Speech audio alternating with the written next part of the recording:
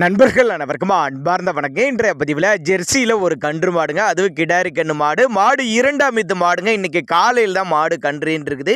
மாடு நல்ல கறவுத்திறன் வாய்ந்த மாடு, ரொம்ப கம்மி பட்ஜெட்டில் விற்பனைக்கு வந்திருக்குது. மாட்டு கண்டுக்கு ரெண்டுக்கும் சொல்லி தப்பலாம் எதுவும் இல்லைங்க. இந்த மாடு கன்று எந்த ஊர்லேருந்து விற்பனைக்கு வந்திருக்குது, இந்த மாட்டோட கறவுத்திறன், விலை நிலவரம் எல்லாமே தெளிவாக பார்க்கலாம். மாடு ஜெர்சி டைப்பு தான். இன்றைக்கி காலையில் தான் மாடு கன்றுன்னு இருக்குது, கிடாரி கன்று தான் இருக்குது. மாடு ரெண்டாம் இது அப்படின்னு தான் சொல்லியிருக்காங்க. நல்ல கறவுத்திறன் வாய்ந்த மாடுங்க, அருமையான மடிசெட்டு, நல்ல காம்பளத்தோடு தான் இருக்குது. ரெண்டு வேலையும் சேர்த்து ஒரு 15 லிட்டரு கறவை சொல்லி கொடுக்கலாம். அப்போ தான் நம்மளோட விற்பனையாக தெரிஞ்சுக்க. அப்படி சேலம் மாவட்டத்திலேருந்து விற்பனைக்கு வந்திருக்குது. சேலத்து இருந்தால் தமிழ்நாடு பூரா டிரான்ஸ்போர்ட் வசதி உண்டு.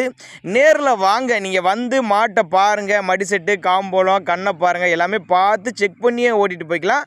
அந்த அளவுக்கு நல்ல தரமான பொருளுங்க. தண்ணி தீனிக்கு எந்த ஒரு குறைச்சல் இல்லாத பொருளுங்க.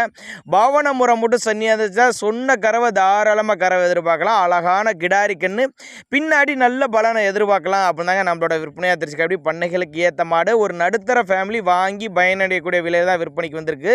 அனுசரிப்பு உண்டுங்க. இந்த மாடுக்கு அனுசரிப்பு உண்டு. கறவையும் கேரண்டி சொல்லியே கொடுக்கலாம். தாராளமாக நெருக்கி கறவை வரும் அப்படின்னு தான் நம்மளோட விற்பனையாக தெரிஞ்சுக்க. அப்படி மடிக்கூச்சம் கிடையாதுங்க. நல்ல ஃபேட்டனஸ் எதிர்பார்க்கலாம் அப்படின்னு தாங்க நம்மளோட விற்பனையாக தெரிஞ்சுக்க. அப்படி அதனால் தாராளமாக அவரோட கான்டாக்ட் நம்பர் கான்டாக்ட் பண்ணுங்கள்.